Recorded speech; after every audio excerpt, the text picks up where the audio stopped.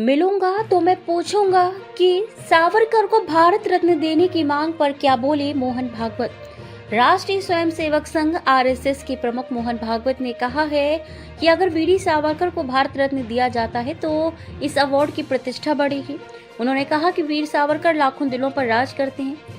संघ यात्रा के 100 साल पर हो रहे कार्यक्रम में बोलते हुए उन्होंने सावरकर को भारत रत्न देने में हो रही देरी पर पूछे गए सवालों का जवाब देते हुए कहा, मैं उस कमेटी में नहीं हूं, लेकिन अगर मैं किसी ऐसे व्यक्ति से मिलूंगा जो उसमें है तो मैं उनसे पूछूंगा।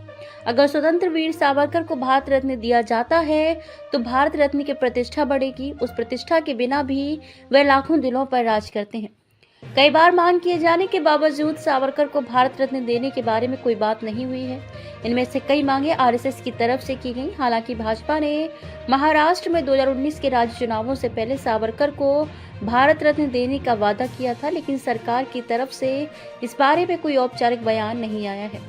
कांग्रेस करती है सावरकर का विरोध। कांग्रेस इस विचार के सख्त खिलाफ है।